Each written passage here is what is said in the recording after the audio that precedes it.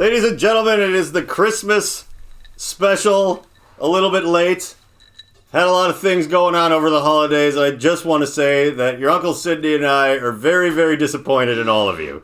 We have invited you into the living room, rather than my scary basement for once, to have a little fireside chat. Sidney, oh yeah, I can see my foot. Earlier, Sidney was worried that we'd see his feet on camera because if we could, he'd have to take his socks off. No, because his I wanted feet are to leave sexier my than... shoes on. If we you wanted to leave your shoes on? Yeah. Because if they were going to be on camera. If they were going to be on camera. But yours aren't really. Part of the outfit. But okay. But you did say that you had sexier feet than Margot Robbie. I do. And the most coveted feet in Hollywood. Yeah, and I think the lump of coal in everyone's stocking this year is going to be that they don't get to see them. Yeah, because this is a free podcast and we just can't give away feet of that caliber. You don't get to worship my feet this Christmas. No, just not after the Christmas I had. This Christmas I took off my socks. So this is Christmas? And what have you done? I was like, so this is Christmas? I wish I was having a simply wonderful Christmas time. We were talking in the car that Paul McCartney Christmas song is actually fucking awesome. Yeah. Like, I really like it a lot. I'm a synthesizer guy, as we all know. And it's weird nonsense. And the moon is, like, really full and bright. Like, I imagine he saw out his window when he was probably writing that song on the spot. I will say that. But, you know, that is where genius comes from a lot of the time. People don't realize that most big hit songs are like a joke, and then some record guy or producer comes in and goes, hey boys, you know, if you replace the word but every time you say it with love, this could be a hit. And that's like certainly every 80s metal hit came from. The Beatles, all you need is butt. Yeah, all you need is butt. Let's play the trombone. You're like, will you stop fucking around? See, it sounds like a butt. Yeah, it sounds like a butt. It sounds just like a butt. Yeah. It's like, you could play the trombone with your bottom. And then someone finally comes in and it's like, will you put out that joint and just talk about love? And be like, it doesn't make any sense though, does it? And they just tried it, you know. One thing the Beatles were is a group of guys that did as they were told. Yeah. And I appreciate that about most people. But yeah, I have Sidney Oxboro with me, the heir of the Oxboro mulled wine empire. I'm actually changing my name back to my birth name after Christmas this year. What's that? Sidney Robert. Sidney Robert? Like the first name.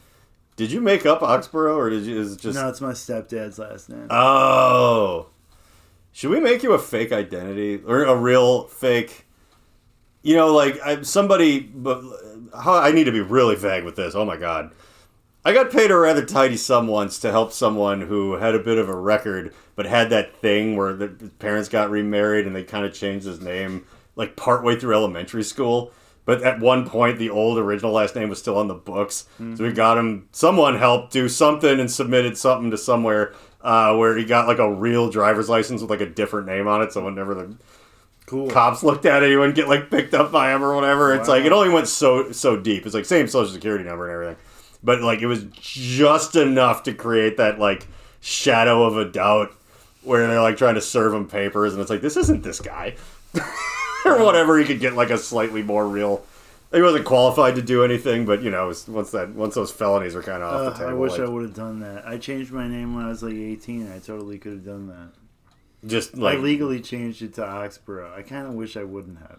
As a comedian, I think I'm going to start going by New Sid, which has always been my... Not always, but it has been my like rap name. New Sid? For a while. New Sid. N-E-W-S-I-D. It's funny that it's... put that on the thumbnail. I might. I do love that that the name New Sid has been your rap name for a while. Well, it's I haven't been rapping, but it's still been my name. That's true. No, it's being it because it's new.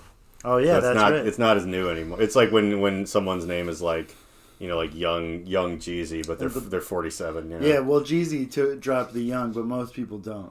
Yeah, a lot of people like, because it's branding, I guess. Yeah.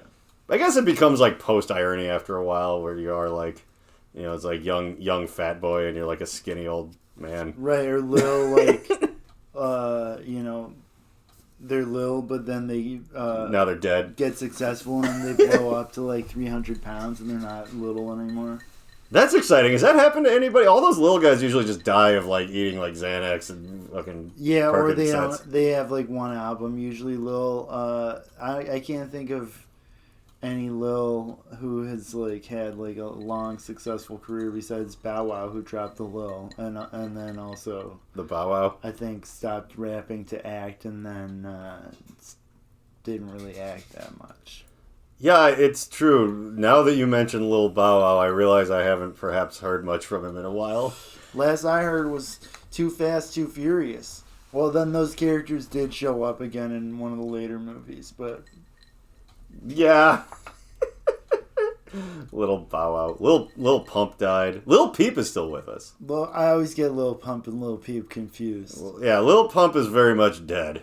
That's the main difference between him and Lil Peep. Beyond that, I couldn't tell you. I thought Lil Peep was dead too. No, maybe he is now. He was like...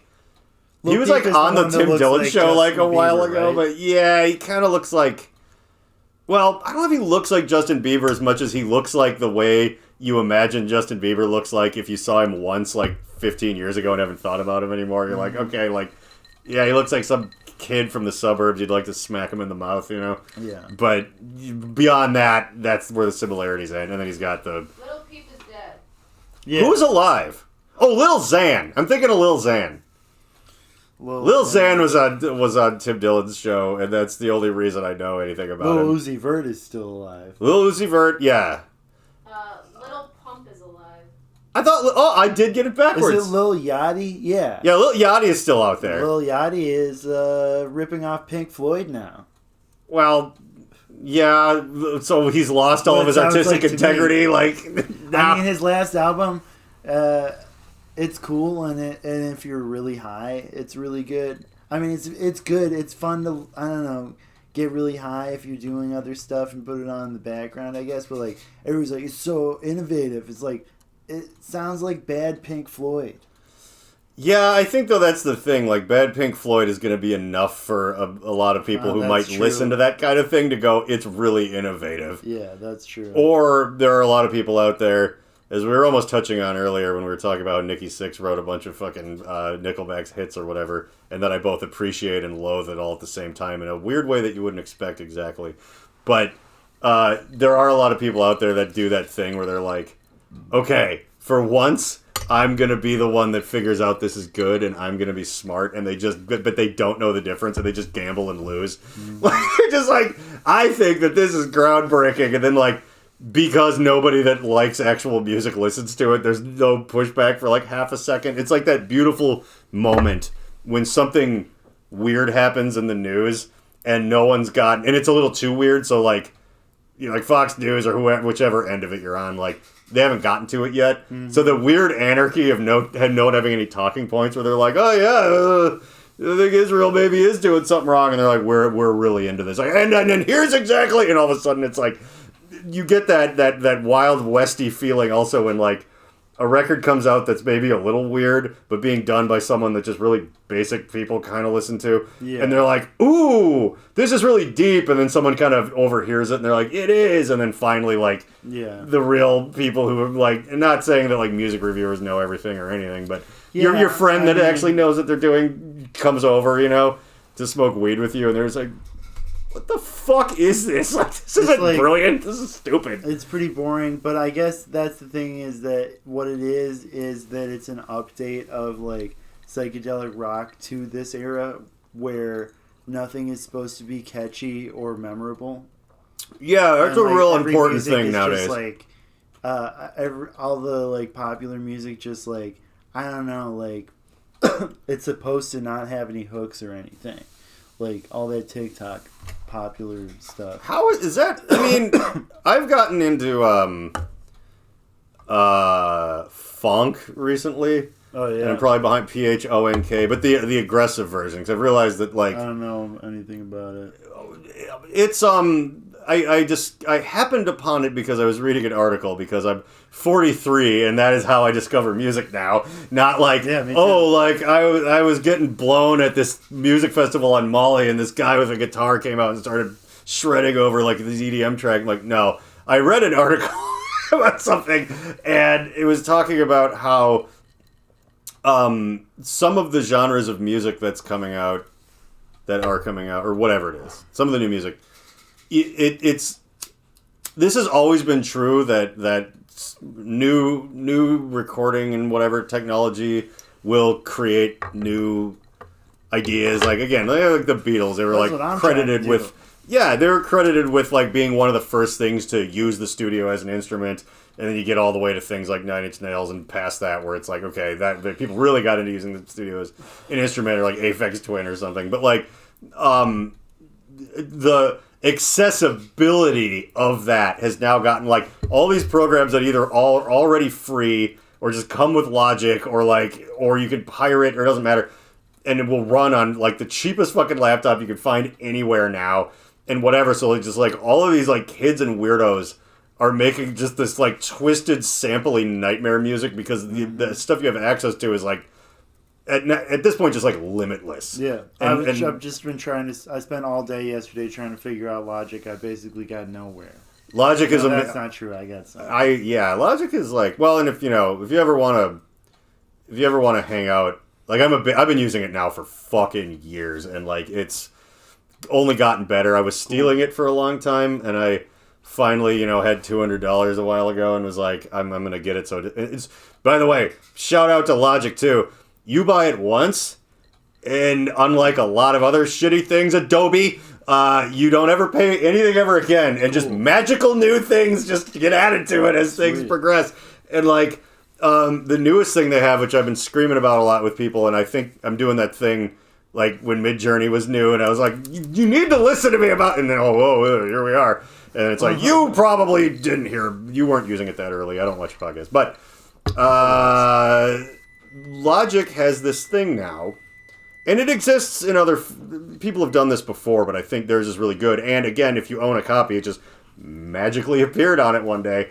It has an AI mastering thing, but it's really good. Like I was definitely have to show me that. I will show. I don't want to fucking pay anybody to master my shit. And that's where it's starting to go. Like if you can mix it at least to where you're like, I'm happy with it. You know enough tricks about side chaining and how to properly deal with where reverb goes. Punk rock, like it doesn't need to sound good enough to be TikTok or the radio. If you get it even enough to where you're happy with it, where it's not like someone listens to it and it's like, okay, the snare is overpowering the vocals. I don't know what's happening. Nobody's listening to this on like a $10,000 system. Yeah. Well, and the real purpose of mastering is so that it sounds good on that and on your phone and on it's so that it sounds good across all platforms or whatever, however you're listening to it on. Yeah. But like it's got to be mastered somehow, but I don't need to like spend a bunch of money on it. But it's insane, and I got that magic. It was kind of like when Midjourney was first happening, where I'm like, does anyone else realize how whacked out and big of a deal this actually is? Just me? No, not just me. But the mastering thing in Logic, like I was listening to it, and I'm like, this sounds good. Like I don't know if I'm crazy, and I'm like, my new car has a pretty good stereo in it, but it's like. I was listening to it on that and crappy things I have just for fun, and I'm like, this sounds like a real thing. Yeah. This thing that like I'd already kind of mixed and done. It was like an older thing I went and dug back out, and I kind of like had done my own shitball. I know a little bit about mastering, but you need all this expensive stuff. No matter what you can't do it with the equipment I have. Yeah. You just can't. Yeah. Not in that room, not in this house. Yeah. You just can't. And so I ran the algorithmic mastering thing, and like I was like, this kind of sounds like perfect and beautiful, and it has all these fun things built into it where you can like volume match it, so you can turn it down because it's like, what does it just do? Make it louder. So you can do the thing where it jumps back to its original volume, but you can still listen to how it's changed, and it sounds so good. It sounds like a record in your uncle's nice garage with the speakers. Like all of a sudden, like even if it's not loud, it's just like.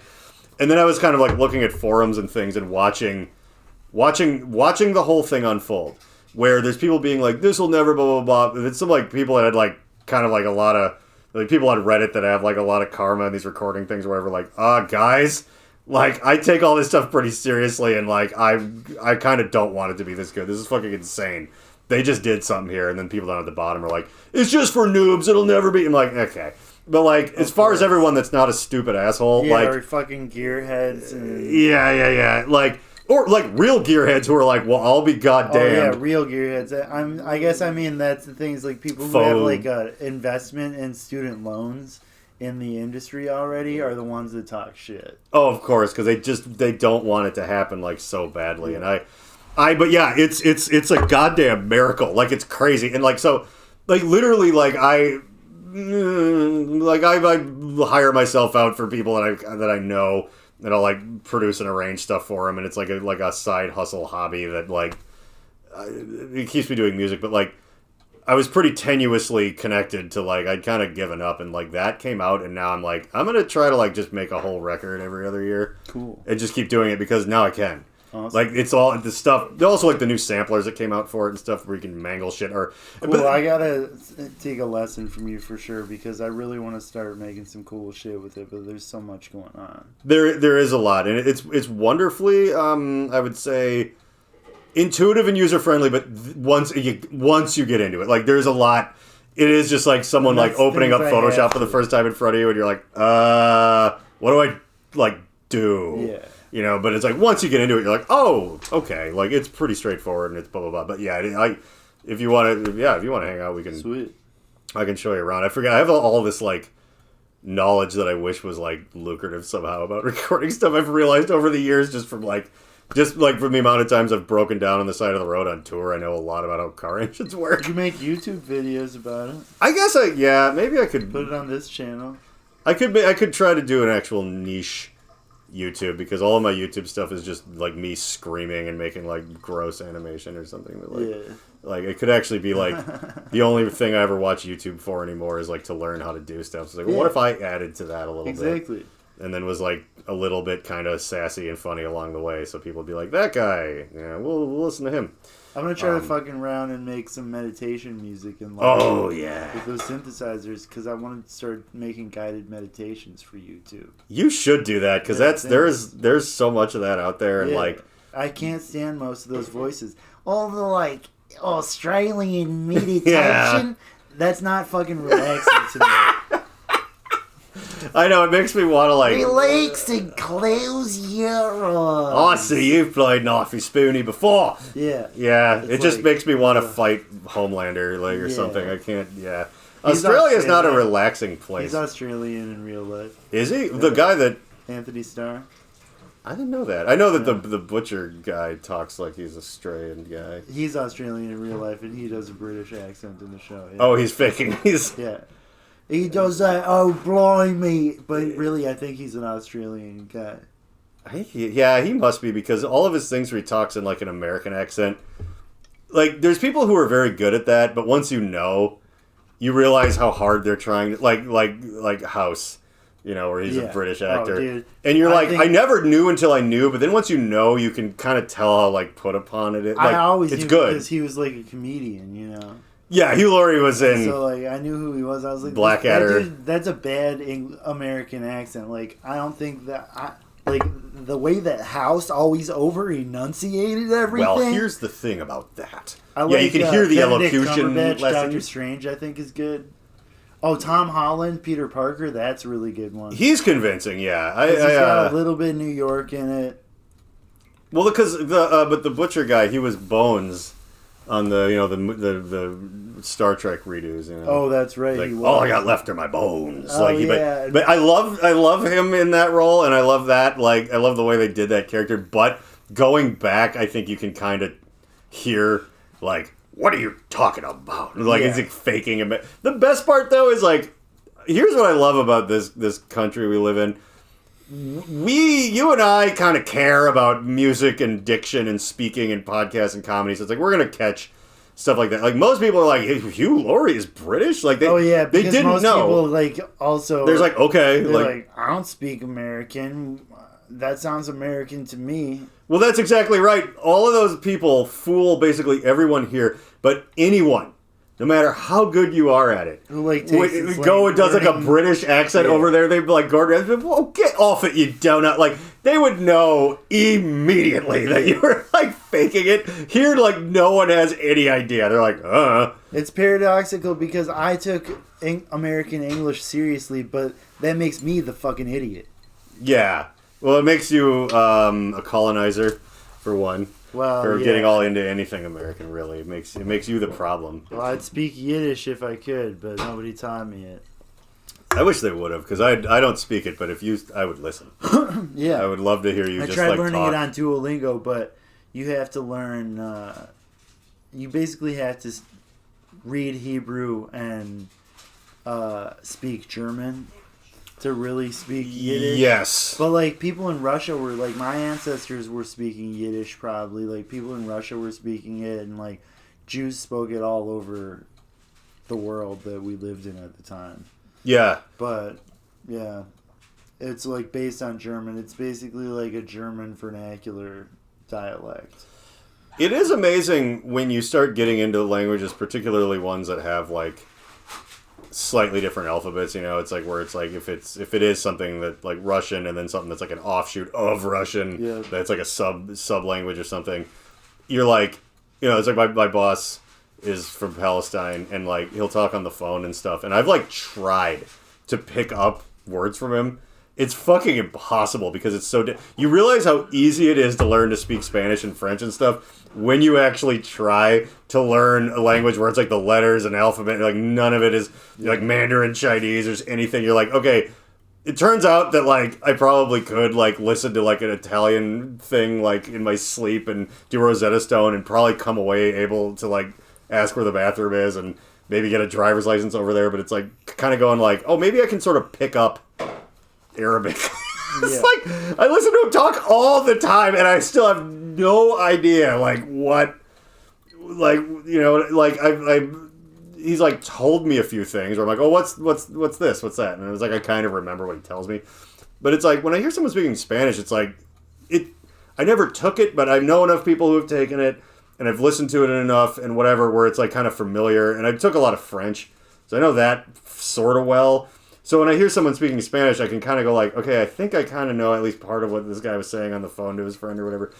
But when people are speaking either Russian or Arabic or something, it's like, Yeah. doesn't matter how much I listen. Like I would have to seriously, with like a quill and a candle, like sit there and like learn like really hardcore. I'm never actually gonna pick it out. Yeah. I don't think that... I think I would have been anti-Zionist even more probably if I would have gone to temple in Hebrew school. But there's always the chance that they would have, you know, made me politically wrong. But, I don't know. It doesn't. But then again, I wish I would have went anyway because, you know, like I don't think I would have been a Zionist no matter what. It would have probably been pretty interesting at the very least. And also, I do believe if I'm not...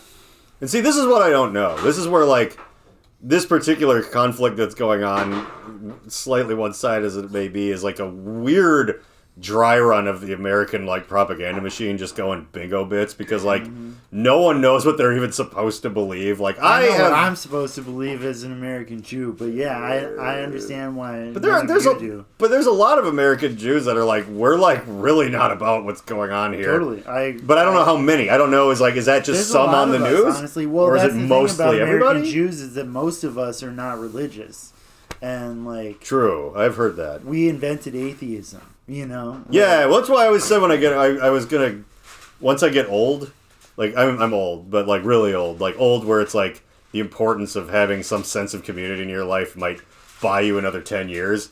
Like I would just start going to like a Jewish like because there's a lot of spots where it is like we're not saying all this magic stuff happened, but we're here to just kind of enjoy each other's company and sharing the wisdom of this stuff and like.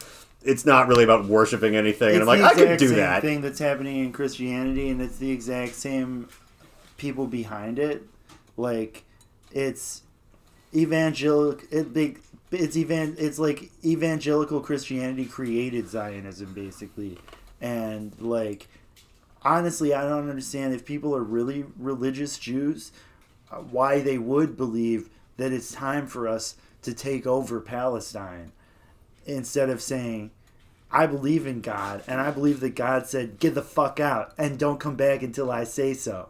And he still didn't say so, you know? Yeah. Like, might be religious, I don't know. I have a feeling... community, but like, I believe in shit, and I believe very strongly in a lot of crazy shit. And like, seems to me like the part of me that does believe in Judaism believes that we are a diasporic people because our God cast us out.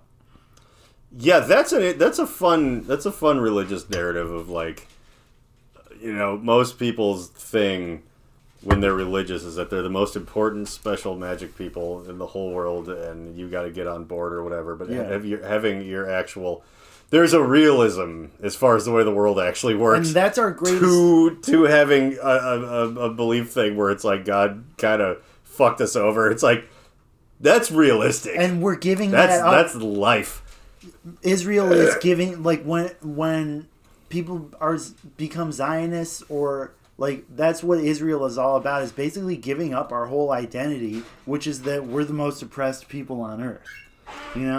I'm not. Yeah, the jackboot's not a good but like, fit. it's like that's our identity. Like what you just said, that like we fucked up and our God fucked up and our God punished us, and now we have to be part of this world that hates and fears us, and like basically that's why Israelis are like so different than any Jew that you've ever met. And yeah, I mean, I've met Israelis. They're not like us. They're not like the people I grew up around.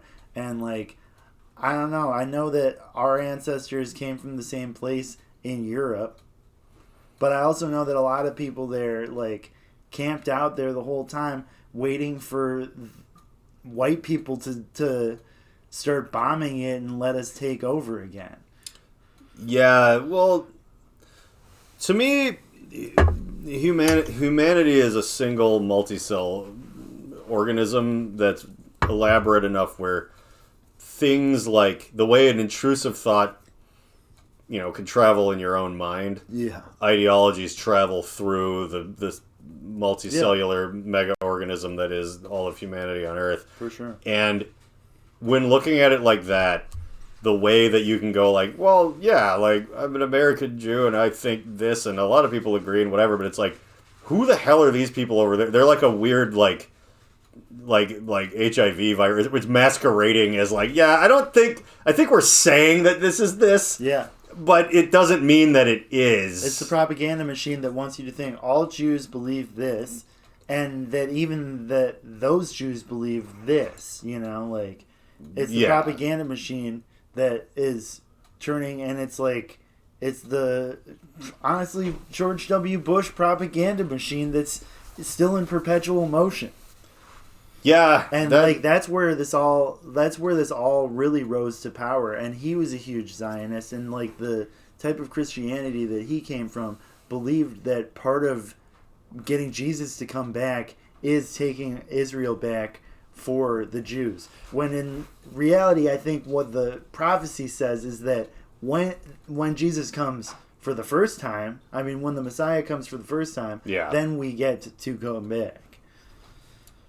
Yeah, there is. I mean, George, this is the thing. Like, people, time goes by, and people look at, America's favorite uncle war criminal, George W. Bush. Mm-hmm. Actually, a friend of mine had this really funny. It shakes out like completely accurately, no matter who you're talking about, which is really, really funny. But he's like, ex-presidents become America's uncles.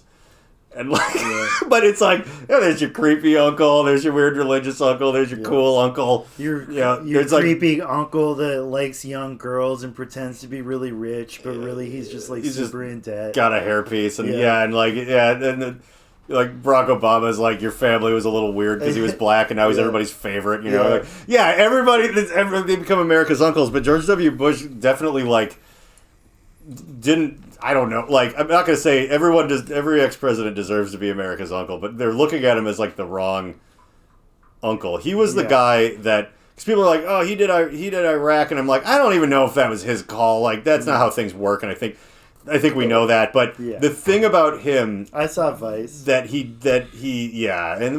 like, the thing that is unforgivable with him, and it's the thing that I think everybody tends to forget about, is how big of an evangelical fucking like faith-based initiative, like apocalypse worshiper guy that he was part of that thing. Yeah, that is just horribly entangled.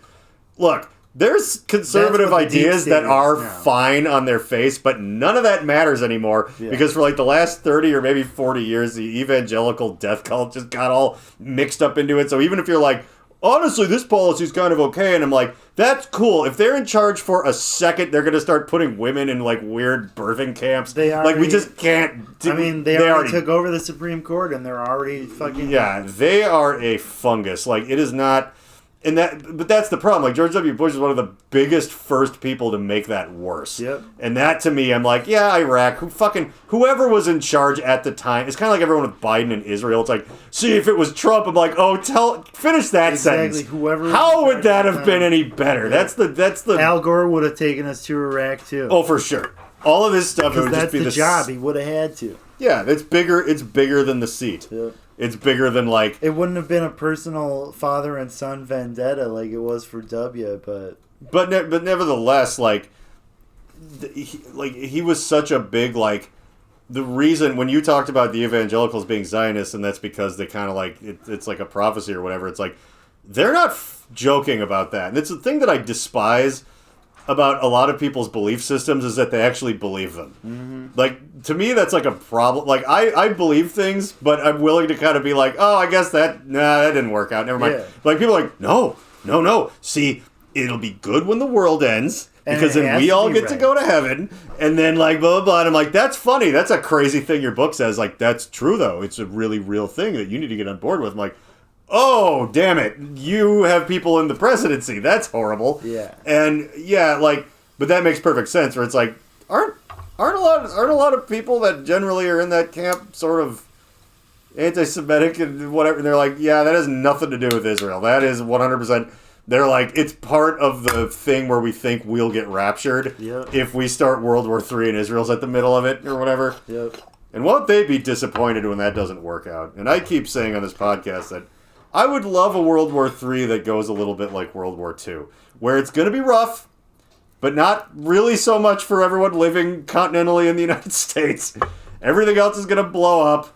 We're going to, like, become the lead manufacturing thing all over again. We're going to get paid to rebuild everything. We're going to have this really cool, as long as we, like, unionize, we're going to have this cool boon of, like, except for maybe not just white guys this time, you know? It'll be kind of this 2.0, like, 50s where everyone's invited. Everybody gets to do whatever they want. That'd be the shit.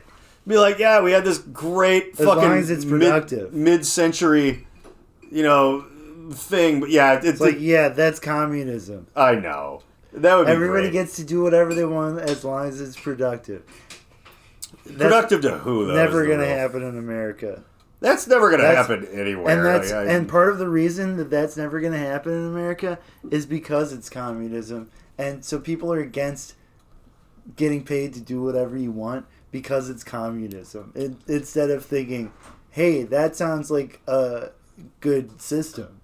Well, the weird thing, too, is there's people who are in the midst of what we're going through right now and what's obviously coming, is that they're like, well, you know, people can't just do whatever they want because, like, who's going to do all the real hard work? I'm like, robots, stupid. It won't even be you. Yeah. You won't even be, sadly, the only guy. It's like, well, someone's got to do the construction. And it just, like, C-3PO just, like, bumps into you. It's like, could you get out of the way, sir? I'm busy making this building. You know, it's like, well, what am I going to do? It's like, go paint pictures of flowers like your goddamn hero W. Like, yeah, exactly. Like, I don't know what to tell you, man.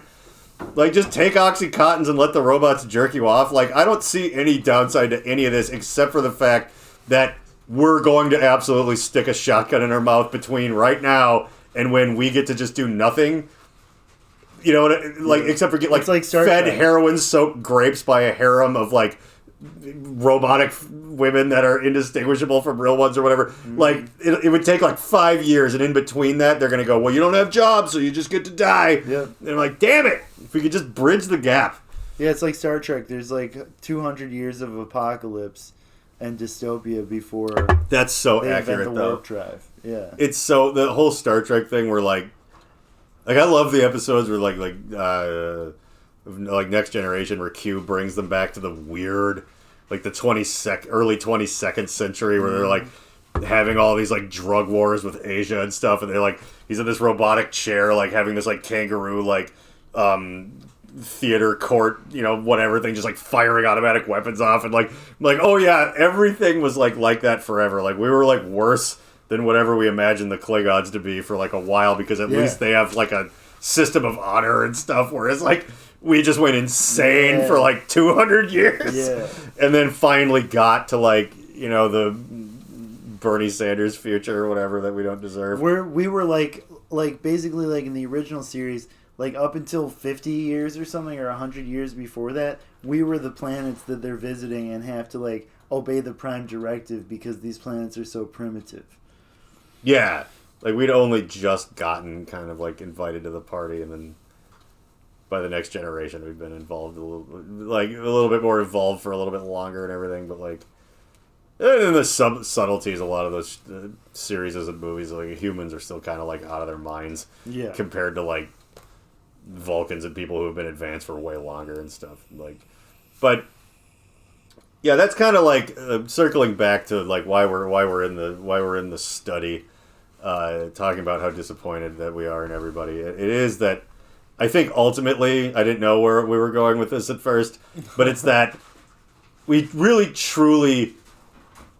It would be great to be able to skip that 200 years of horror. And in fact, I don't know that... I think it's wishful thinking in Star Trek that people survived that at all enough. Like, I don't know. No. I don't really... Like, this... Well, I mean, Star Trek, the Vulcans come and save us because we discover the warp drive, basically building it out of trash.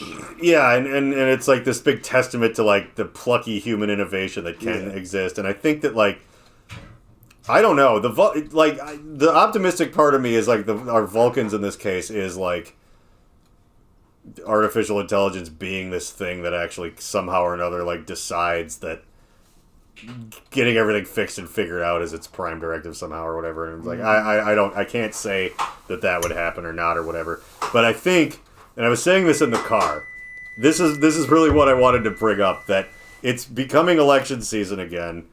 I'm already starting to see things that are like so obviously like I don't care what, even at this point, what end of things you're on. I'm seeing stuff where you're just getting told what to say, and it's like it's like I did this experiment on like MySpace in like 2009 or something, where I brought up like I was seeing like all these like posts that would get all this attention about, it's like, you realize they're doing they're pretty soon they're going to be putting chips in people, because every like 3 years they were about to do it. And then I'd bring up stuff like civil forfeiture, like real things that are real problems, and it was just getting nowhere. And I'm like, okay, see, you guys are just repeating crap. You're like, people get those bonuses for a tax bonus for buying an electric car pretty soon, and it says pretty soon. It's just, but pretty soon they're going to start like taxing gas-powered cars, and if you don't, we have like, what are you gonna fucking do about it? Like, you're gonna vote for a guy that wears an adult diaper and rapes people,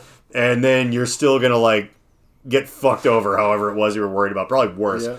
And like, but also, like, when you're sharing something like a wall of text that came from something else, it's like, and no one, after all of this shit, after all the Cambridge Analytica stuff, after everything, and then knowing damn well that even idiots are pretty aware that this AI thing is kind of no joke or whatever, and you're like, yeah, okay, but like, that's not what I'm falling for here. Yeah. Like, no one's talking about like, you realize that anything that stands to lose money, like a lobby group is gonna like if the way that if someone was like, oh, we figured out a way so like that I don't know, like if there's like a retail lobby, they'd be like, oh, like people.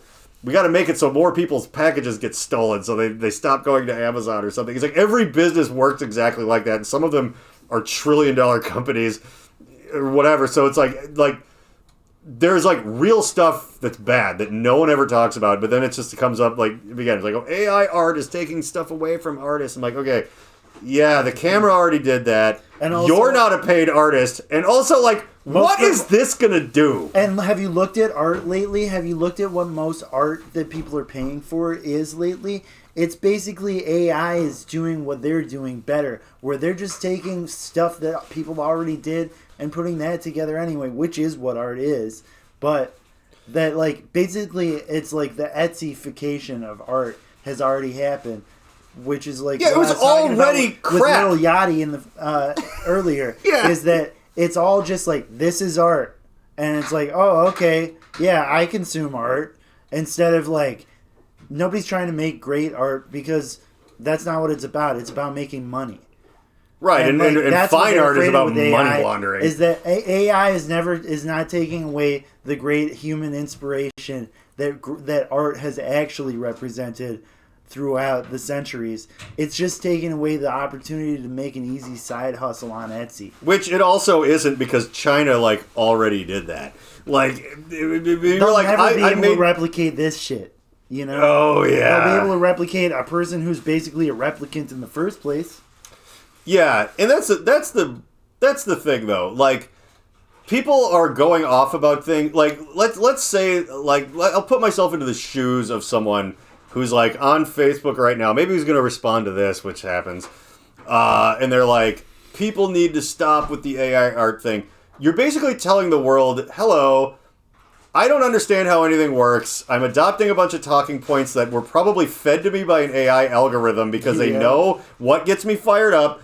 And they know, like, what gets clicks and reactions, and they know, like, I was telling the one of the business managers at work, actually, I like talking to her about this stuff because it freaks her out, because she's always really high at work, and when we get talking about, like, AI futurism stuff, she's just like, God damn it, John, like, you know, it's a lot for 8 in the morning, or whatever. I'm a lot for 8 in the morning, turns out. Thank you, Adderall. But like I was talking about, we were talking about that thing where it's like, oh, you were talking about this, so everything in your house started recommending whatever it was. And, you know, it's like me and my old roommate, Ben, you know, like we don't have cats. We're allergic to cats. I don't really like them. But we just talked about cat food a lot for a while, and then we were getting ads for like cat food just all over. And it's like, no, it's just you were probably looking it up on something. I'm like, why would I have been doing that? I don't have a cat, and I literally was doing this as an intentional experiment that actually frighteningly worked or whatever. And I was telling Leah about that. And she's like, John, that freaks me out. And then she told me some story about how, like, yeah, like, I recently kind of got into this thing, and then I started seeing ads for it all over the place. I'm like, hey, Leah, you want to hear something really scary? You're not seeing ads for that because you were looking it up or talking about it. You were thinking about it because, based on other things you've done, they started slow dripping the forced card into you. Like, so you kind of decided that you were sort of into this thing, which is why you all of a sudden, right at the event horizon of your interest, you started seeing stuff before you were really looking it up or anything like that. She's like, I wasn't even talking about it out loud. It's like they were reading my mind. I'm like, they weren't reading your mind. They were printing your mind. They were the other way around. They were like, your mind was reading the subtext that they were kind of forcing on you. And she was just like, I can't handle this right now. I'm like, yeah, think about it. Like, because otherwise, where would you have come up with this? Like, just out of the clear blue sky? Did your husband mention it? Like, whatever. She's like, no, I was thinking about this a lot. And it's like, yeah, they were probably showing you that. And then that led to this because they kind of know you now. And they know exactly these 3 things. By showing you those, will put you in the headspace to get you real into this thing, and then they have that already locked and loaded up or whatever. And that was a lot, but I was like, that was a really fun morning at work too, because I hadn't really been thinking about that before. That was just like coming out of my mouth. Like, I was like, yeah, like this is probably, I'm a real joy in the morning around there. And she was like, Jesus Christ, like, have you read anything about this? I'm like, no, I've just started thinking about it as I was telling you about it. So you know what the funny thing is I'm the kind of guy who I'm probably getting that pushed onto me because some third thing later it's going to get me to like buy a bunch of new guns or something, whatever it is. But like I'm probably just a link in this chain too, except for I'm admitting to it and I don't care because my thoughts on free will are a little wiggly at best. And you know, but whatever. But I think that the thing that I'm the most disappointed in all of you about is, at least those of you who I see things on the internet, is that we went through so much rotten, again, the Cambridge Analytica, like the propaganda garbage that just went on, particularly in 2016 and all that. And it came out, it was like there was a lot of Russian troll farms and all these things. We know these things are real. We listened to Joe Rogan talk about it, and they interview people, and they're like, oh my God, like I actually worked for one of them once, and and like it's all pretty like well established. Also, pretty well established, again, that we have gotten to the point with artificial intelligence that they let you play around with for either free or a very nominal fee. Like, hey, I made a new version of a Rembrandt, except for the guy's butt's hanging out. Like, and ChatGPT is like, I did my homework for me and no one actually could tell or whatever. Wow. And that's what they're letting you play with. That is what it, like when they talk about how, you know, in the 1970s we already had like stealth bombers and stuff because they only, you know, you don't hear about what's actually going on right away. So if you apply that to what's going on now, and then you kind of combine it with like how bad social media and everything has like a grip on people, there's companies who are making all the money in the world, hiring people worse than me and some people like me to go, I know what we could do with this. And you're still convinced that you're like dumbass opinions that you're copying and pasting online right now. And you've been a lot mouthier lately, and it's just becoming 2020. It's an election year, and like you think your thoughts are your own. Yeah. You're afraid of AI. You're its puppet already. Yeah. And I might be too, but at least I know it, and maybe I can't exactly figure out how. But I'm willing to self-reflect and go. Perhaps even this podcast, perhaps whatever I'm yelling about, it's just a tiny little piece in a way to get you to buy a certain kind of new toilet seat. I don't know. Like that, but what I can say is it's more likely that that's going on than that nothing's going on. And that's sort of like... And also, you know, World War III is definitely kind of at the door. It didn't snow. It's Christmas in Minnesota. I think this is our last Christmas together, and I just want to have a nice time with the family. And I can't have you spewing all this nonsense. I can't believe people are going to end up saying that World War II and III were our fault. The Jews. Oh, I was... as you know, my grandparents are from Argentina, and I get a lot of weird... No, it's they're the boys not. in Brazil. It's a joke. I was like, I once at a bar with some of the glassblower guys, I overpronounced a German beer I was ordering. The lady was like, "That's a really nice accent." I'm like, "Yeah, my grandparents are from Chile," and I just didn't make a face or anything. And she was like, I was like, "Oh, fun." She knows what I mean by saying that. Or whatever. Like, no, absolutely. We're all like Scottish and shit. But like, you know, again, I have a little bit of a Christine thing going on with my car because it was made in Austria. But beyond that, not. Oh, I said The Shining earlier. Yeah, Christine would be the more accurate. Yeah. Stephen King. I don't know if are you a Stephen King guy? I read any of those? Not really. I've read, you know, some when I was younger, but not really. My ADHD is not good for reading.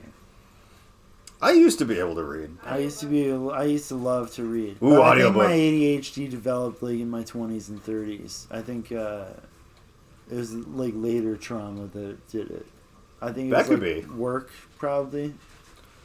Yeah, it turns out that, I guess, if you have a halfway, and I say halfway because no one that goes to public school has an all the way good time unless you're a weird certain kind of robot kid that was like toilet trained at gunpoint or whatever to get good grades. Like, I knew those kids. High powered drones, I call them, because I'm a weird elitist despite being on the bottom rung of society. But you could be an intellectual elitist at the bottom rung, so you don't have to have money for that. But we're scum. Yeah. And but no, like at the best case scenario, school is kind of like a fun thing where you learn. You know, like it sucked for a lot of people, and it sucked for me a lot too. But I was in all these weird like they took us a few of us out of class, and we're in these weird accelerated like. I was supposed to be in that, but there were so many kids in the class the first year that I got in that the teacher asked if he could just do the activities with the whole class. So I never got to actually be part of it. That is a shame because that was a high point. That was fun. And I think that probably pushed back my ADHD diagnosis because I was like put in this like weird like there was like 7 kids in mine, you know, like okay, we're gonna actually learn about stuff that's like interesting and useful and creative and whatever for like they just pulled us out of the other classes. That was the funniest part of that too. It was just them going, You're not learning shit in those classes. No, this is of no actual use to anybody with half a brain. Those classes are not for people that actually are going to... It's like, aren't I missing half the fucking day here? It's like, we're not really covering, like, exactly whatever. And it's like, ugh. You'll learn it again later. Yeah, over and over and over again. And also, it's not important anyway. But, like, that part of school was, like, this fun little part. And then it's like, after that, though, it's like, well, in high school it ended, though. So it's like, well, now you're just in accelerated classes. So they're like, hey, remember when we pulled you out of class and had you do, like mock UN trials and fucking science things and whatever? It's like, okay, well, you're smart, so obviously you automatically know how all math works because we kind of believe that for some reason about things because we don't understand people at all. Yeah. And so now you're in all these super advanced courses in high school where you just like, yeah, so you know trigonometry. You probably just studied that and when you went home for fun because you were one of those nerds. Like, no, that was terrible. And then after that, it was time to get like an unfulfilling, crappy job somewhere. And I think you're right. I think that's where it's like, oh, ADHD hides really well when your life is like when you're just going to Hogwarts. You know, you're like, we went to the Bell Museum instead of learning math. Yeah. You know, it's like, okay, well, like obviously I'm not gonna act out or struggle with that ride. Like that's not gonna be a thing. But then it's gonna be like, okay, like, you know, answer these phones and clean up puke all day, every day, forever. Like, you know, because you didn't do anything or go to college, so that you're just gonna have that job or whatever. Get treated like shit just because somebody else has a better job than you. Yeah, like experience this weird hierarchical thing that is not merit-based or anything-based whatsoever. It's just arbitrary, made-up nonsense. Be stigmatized for your mental health and punished and treated like a bad person because you're fucked up in the head from public school. Yep, and we all of us have ADHD in this house, and no, I think that like it is weird too because I'm like I have a good relationship with Adderall, I think. Yeah, me too.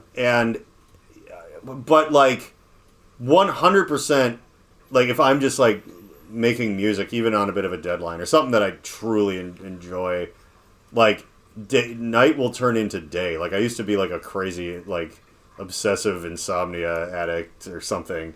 And I didn't do any kind of speed or anything in my 20s when I just skated. But guys, again, I had a bit of the luxury of lucking out in being too, like, at least cheap, my room in a house with 5 people in it, rent type bands, where I didn't have to, like, I would have jobs, kinda, you know, like, but, like, what I was doing was kind of, like, whatever. And I didn't need Adderall or even, like, you know, other kinds of weird meth or anything. Like, I never got into that. Yeah. Like, I was like, but I just, like, never slept. I was just up all night working on things. Like, this is going to be a hit. Whatever. Like, Adderall is just the cure for, like, us having to deal with the crappy world the way it is. Yeah, for sure. But, like, I would just throw it all away if, like, I didn't. I do like my job, but it's, like, there's a lot of it that's still, like, okay, this packaging for this thing that we're having China make, they don't have their own in-house graphic people, so you gotta like set it all up in these weird layers the right way. It's just annoying busy work that I get paid to do, but like I'm like to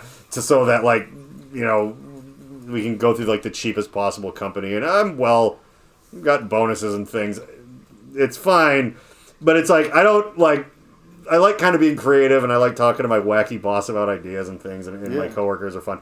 But like a lot of the day, I need to be on Adderall and just, like, actually plow. It makes me go through boring stuff, procedural crap that I kind of have to do, the way that I used to do music, where I'm not as excited, but, like, all of a sudden it's, like, 4 o'clock and it's time to leave, and I've just been doing it, where without speed, there's no goddamn way. Like, I'd be like, oh, it'd be a real Viking when it's time to yell and scream about how we're going to make this look and who might be interested in it. Oh, it's fun. It's like, okay, John, but now you have to go back to your office for 5 hours and actually just, like, do that. It's like, oh, I would have gotten fired. Like, there's no way I could have focused on that for that long because it's boring. Like, it's you know, it's all part of the same ball of gig, you know, or whatever. But like that specific, those things like that, where it's like I need to be on drugs to be able to do it because like it's not really what I'm built for.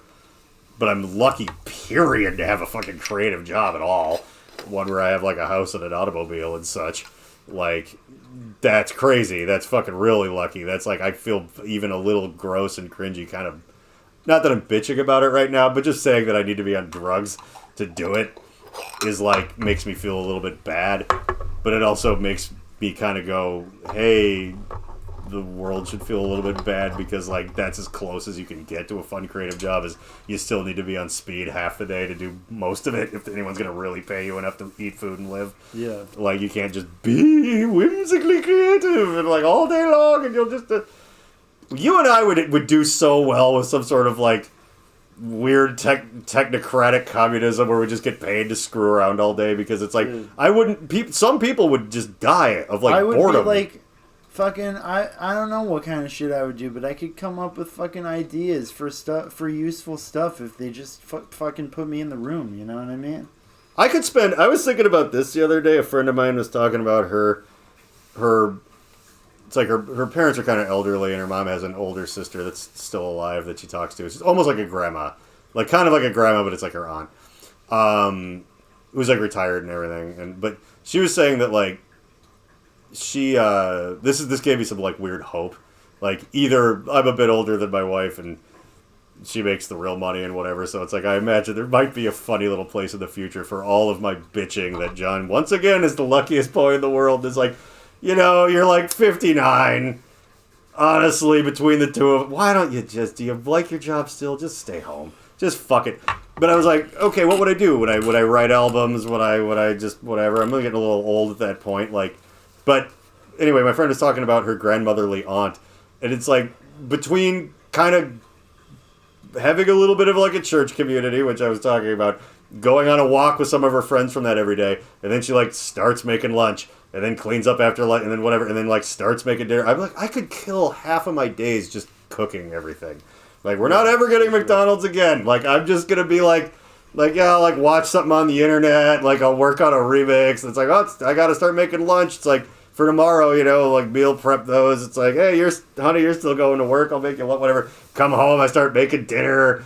And then it's like, okay, dinner's good. I'll clean up after. Time for a few drinks, like watch some TV and start all over again. So my days are full, and I'm barely doing anything, you know, as far as like America or modern society is concerned. I'd be like, hey, I could just feeling it. I would never go like, and there are people out there that like their finance bro job or whatever. They're just like, oh, fucking killed it. Just go have a drink at the hotel bar wherever they had to go that Tuesday through Thursday out of town and then come back, you know. Like, there's like, yep, that's all I need. And if that got taken away from them, they'd be like just popping oxys and thinking about shooting people. And it's like, whatever. But it's like, yeah, you and I'd be like, no, it's like, I could either just make dinner for a while, or maybe write a double album or something that no one's going to listen to, but I have a lot of fun doing it and whatever. And it'd be so funny because right now we're poorly suited for this awful nightmare world, and all these other weirdos are having a blast. Those people are going to fall apart if it like flip-flops to some sort of weird AI, UBI, robot fucking something world or whatever. Yeah. We'll be doing great. Exactly. And they'll be losing their shit. I'm gonna be. Maybe they'll need to be on speed. I don't know. I'll be fine. Like, I'm in school right now, and I'm gonna be a therapist, and I'm gonna do expressive arts therapy. So I will be able to be like silly and creative with people, hopefully.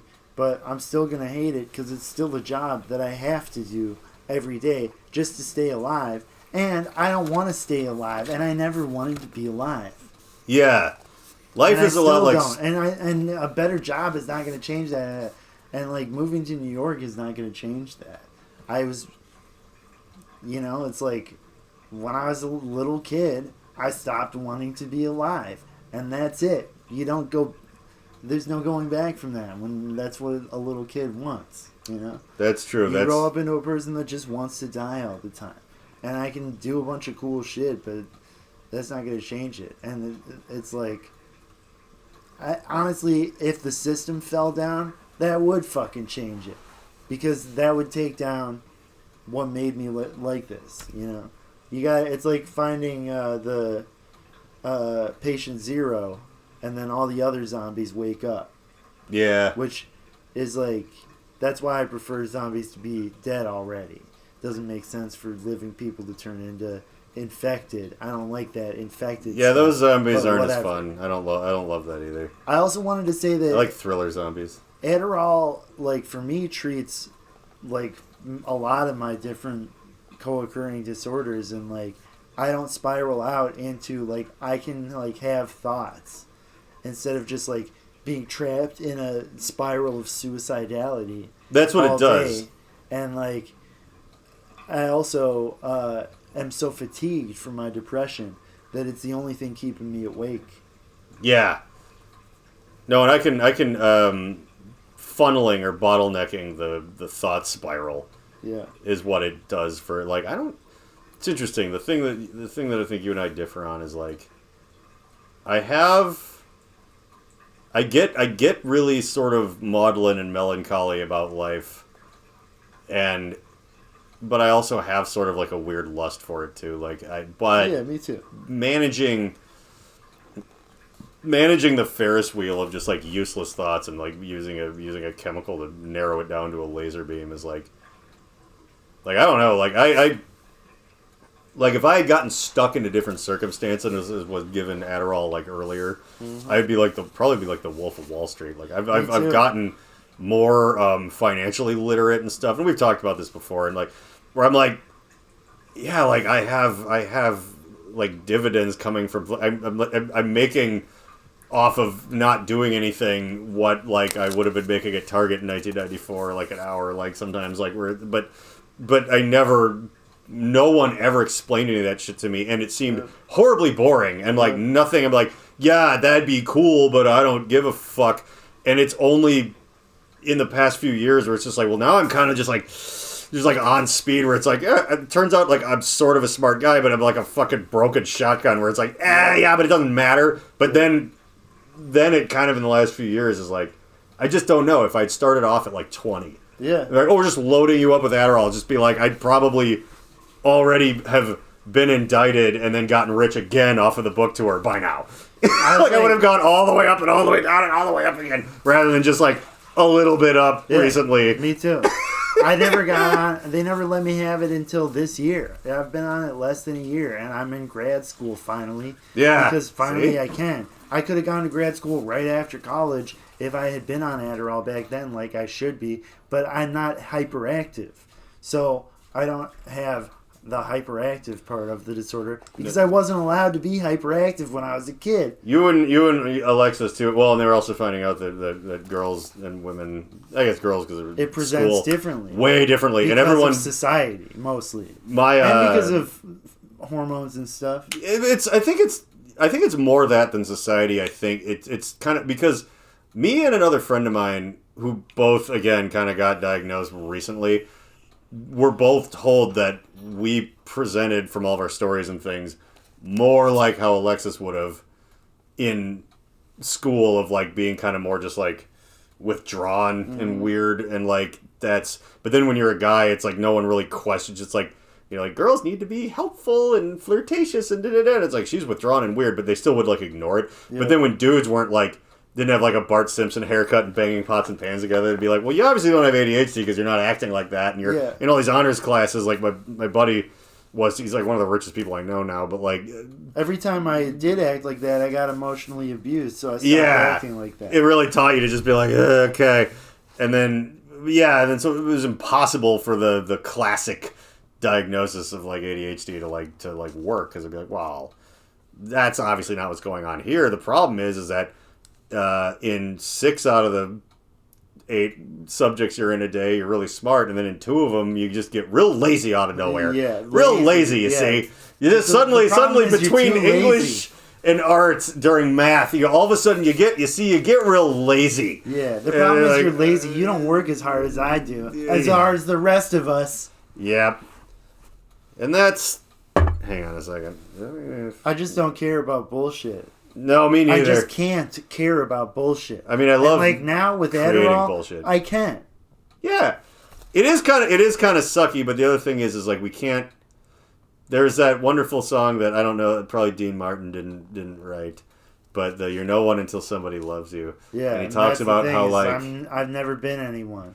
Well, there's that, but the other part of it is he's like the world still is the same. You never changed it. He just talks about how like. He's telling you to smell the roses basically in that song. So it's like you're not gonna like actually bend the way that everything is with your little life, even if you and a few people band together on the internet and bitch. It's better to take the fucking drugs and figure out a way to muddle through than it is to go like the world needs to change. I'm like, sure does. However.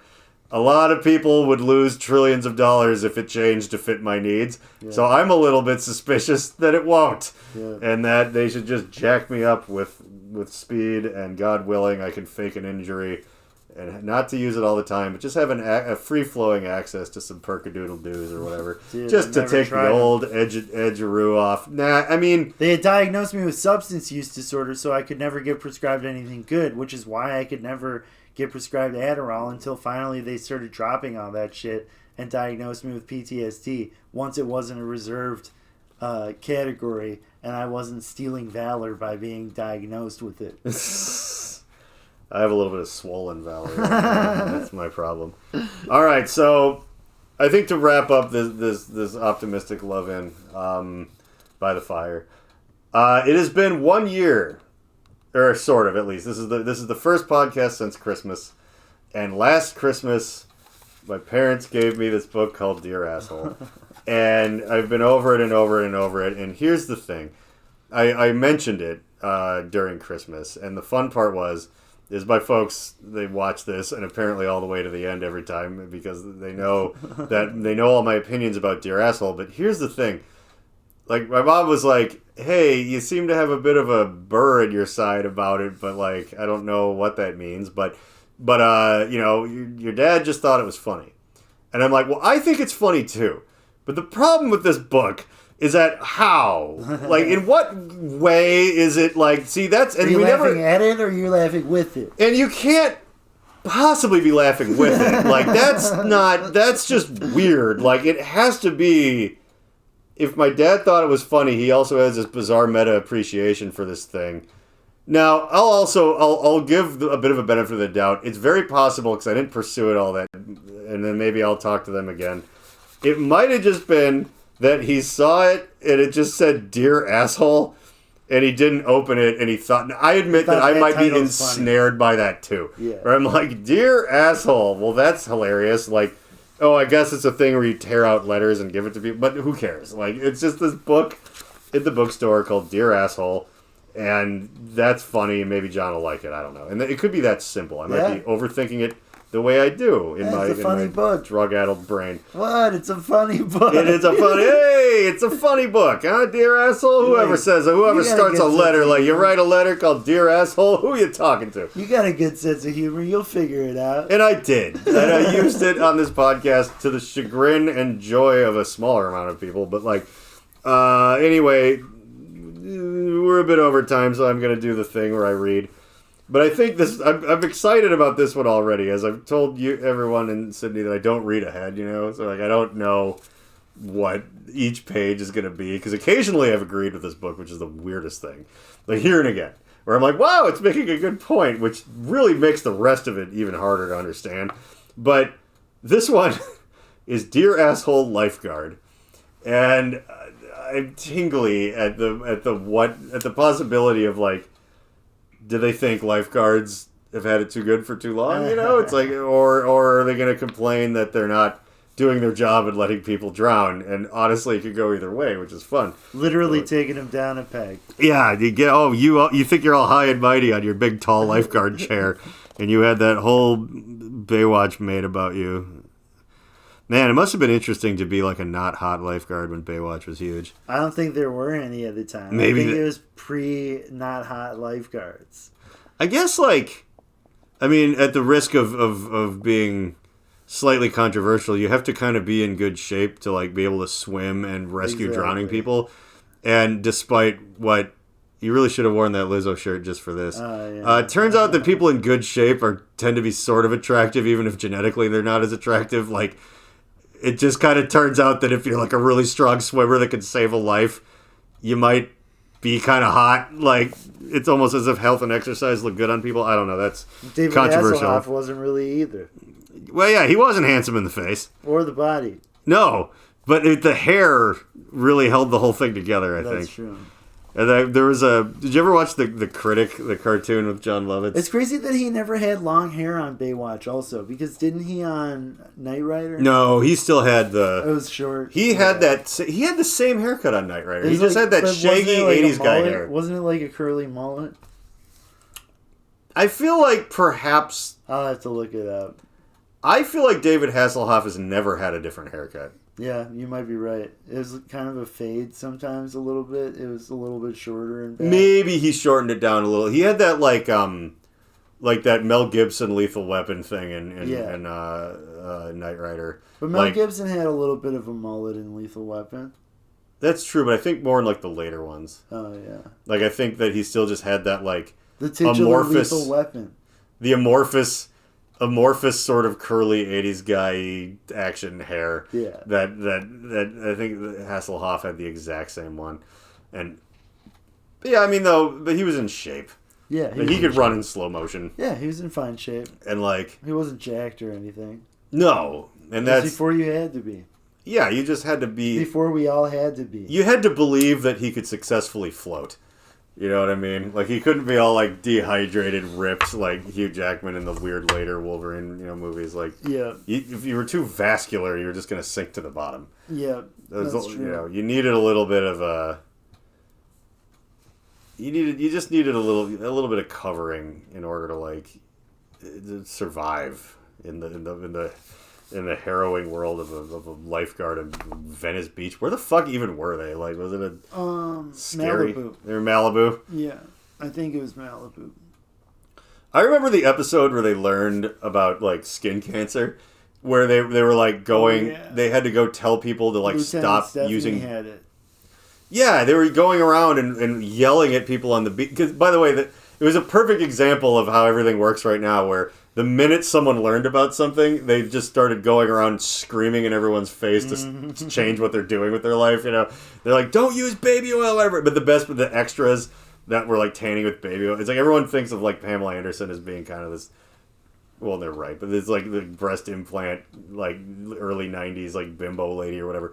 But like the extras they had are what people describe her as. Like they're just these like they look like they look like the women that are like extras in like wrestling, where they just have these giant botched boob jobs and just frizzed out, where just like the most like they're like calendar models. Yeah, like from just a filthy auto shop, whatever. Like, they were like just like covering themselves with baby oil and just like, don't do that. That actually makes the sun affect you more. And they're just like, oh, what? Like, and they're just so upset and like. But that's the weird thing when people like talk about how everybody, you look at like a yearbook from the 80s and like all the high school kids look old already and everyone's just like, it's their haircuts. And I'm like, okay, maybe a little, but honestly, sunscreen, that episode of Baywatch was from the 90s and it literally was, like sunscreen was like new. Yeah.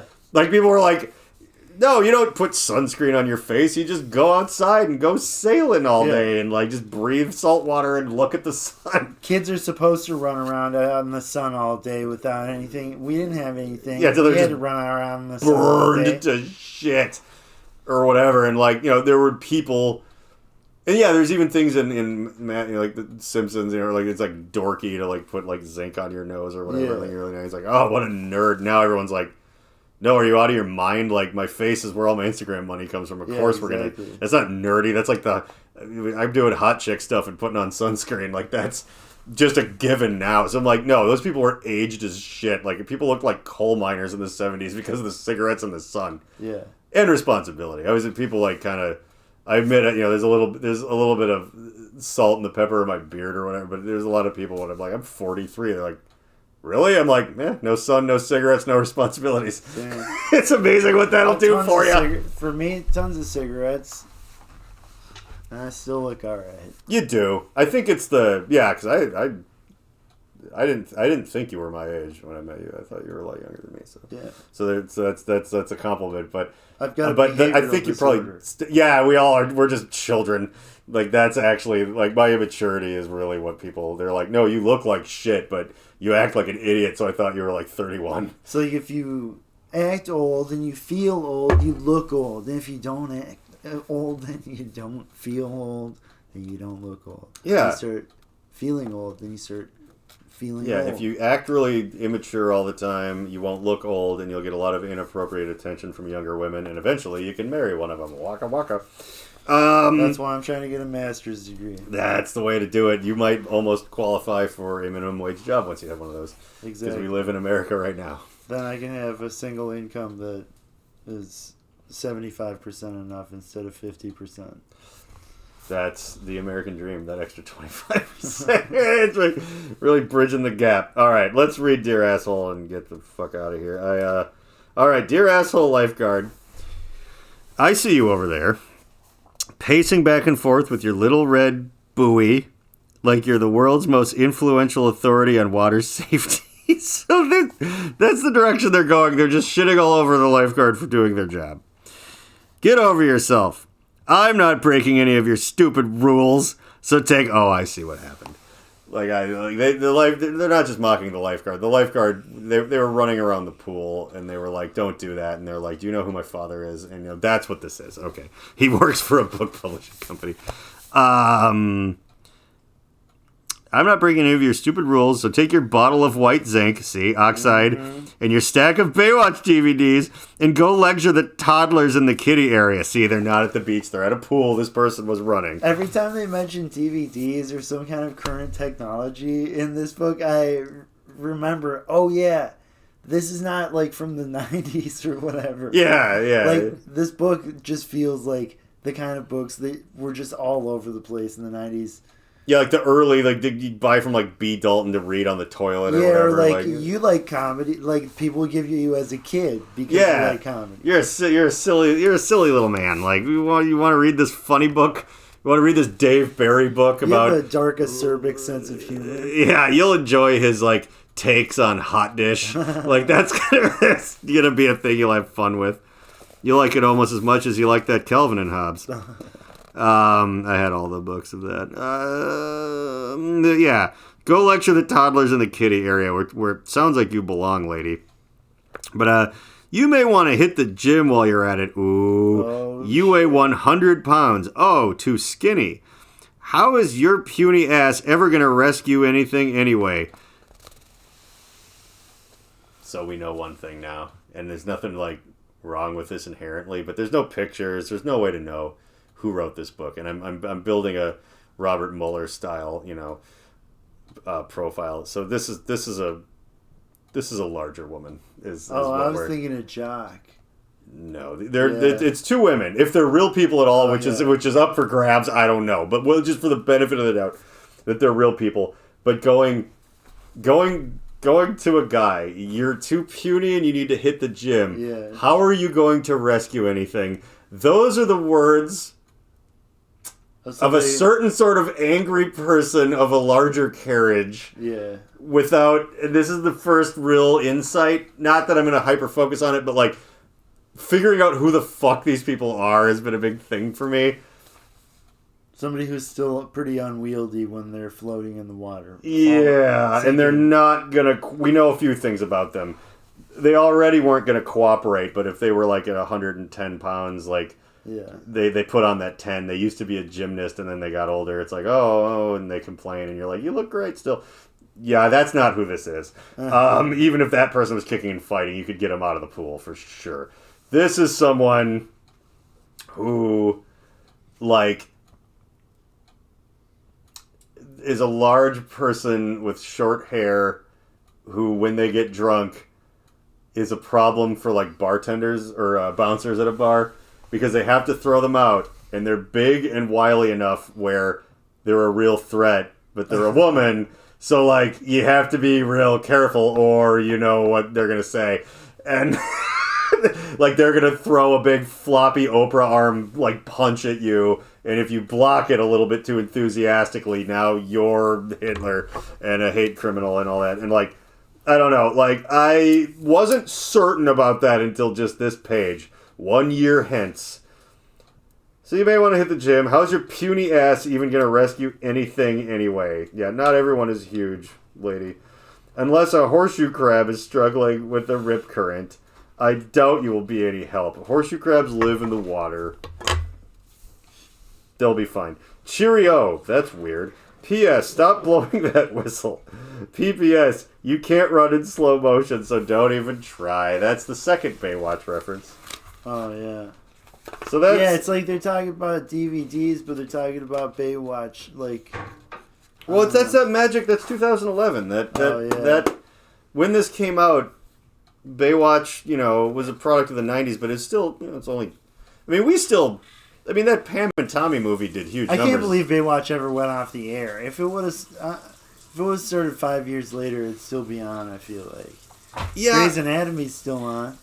No, it is not. Are they making new episodes of Grey's Anatomy? That was on since I was in middle school, I think. Isn't it still on?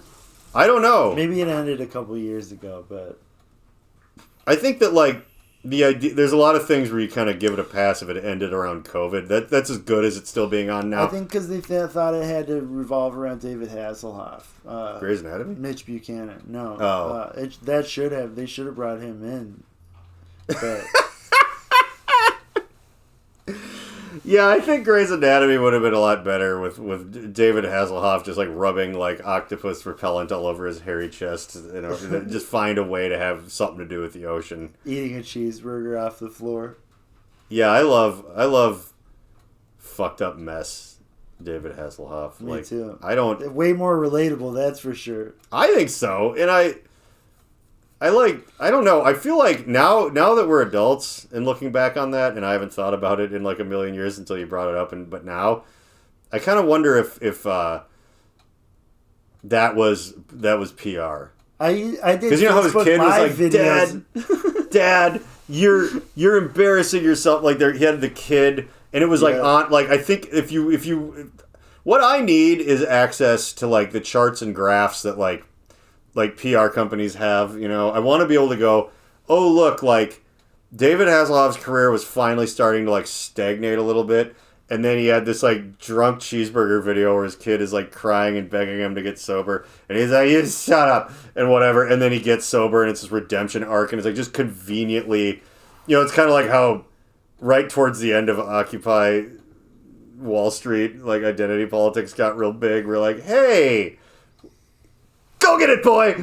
Or whatever. It's like, don't focus on unions and how unfair everything is. Why don't you just scream about how, that like anybody that looks at you is like a Nazi or something. Like that's because I don't know, like, but I can't say that what I just threw out there is true because I'm drunk. But that's why I want those charts and graphs and a big bottle of Adderall. Uh-huh. I have that. But to like look at them and just be like, hey, look, right when this happened. Hey, look, right when Hasselhoff was finally kind of tanking, he had this. It's like making me suspect that perhaps he wasn't really like a big cheeseburger drunk like Randy from Trailer Park Boys. Yeah, and it was just like a fun. Like how do you embarrass yourself in a way that? Because that's the thing. Think about it. Like we all do it. I had a bunch of Facebook Live videos where I was doing shit like that, and I was filming myself. Yeah. Back when Facebook Live first came out and I was still drinking, I would, like, cook late at night, drunk on Facebook Live. It was very entertaining, some people told me. I think so, especially it was real big during the pandemic. It was like, hey, oh yeah, what's everybody just kind of randomly doing during their life since you can't hang out with anybody right now? It was hard to get views during the pandemic, though. A lot of competition, yeah. Everybody was doing it. Well, and that's kind of the thing, though. Like I just like if you think about Hasselhoff doing that, it's relatable to get too drunk and to eat a cheeseburger, and then it's like sort of adorable to go like, oh, but the kids are worried, so you got to clean up, and you're like, okay. It's like that episode of Futurama where Bender became a wrestler, and he was like an ex-con or whatever, and he's like, I'm just wrestling to get my life on track to get my kids back. Yeah. And it's like, oh, that plays so well in the sticks. Whereas like, like someone like Charlie Sheen, that was really happening, like that whole thing was that he really had AIDS, and everybody was like, in Hollywood was like, just let him do this, like that sucks, like whatever. Yeah. But that was like real, and there's that's what like real spiraling and whatever looks like going, you can't go like David Hasselhoff like got drunk and shot somebody and then it's just like, but he atoned for it. It's like no, it's like we have to make something up. Okay, well, what is it? It's like, well, whatever I would make up for like oh, we feel bad for him but now we feel triumphant for him would be exactly like what happened. Like again, like what did I say earlier? You can hear the marketing, or what the fuck? I said something. Whatever. I can hear the. We're talking about Nickelback. Nah, I don't really remember. But whatever it is, you can like sense the production of it. You're like, yeah. So I think, David Hasselhoff. I don't think like he's a fraud or whatever, but I do believe that his drunken cheeseburger thing, I think if anything, and this Merry Christmas episode that we've done here, We may not have solved the Middle East crisis, and we may not have really accomplished anything other than bumming people out. But one thing that I do know is that David Hasselhoff cheeseburger thing was a complete false flag operation. The Reverend John Wheeler podcast takes zero responsibility for the words, actions, or ideas of its host, guests, or listeners. Though the people on the screen may at times be speaking directly to you and may occasionally give you direct calls to action, neither Reverend John nor the Alchemical Cocktail Lounge are under any moral or legal obligation to answer for the potentially disastrous repercussions that may arise if you are stupid enough to actually follow the orders of a raving lunatic. Think for yourself and do whatever you want, because you're on your own. If anyone ever tries to sue this podcast, black SUVs will converge on your location in the darkness of night and you will never be seen again. Remember to like and subscribe.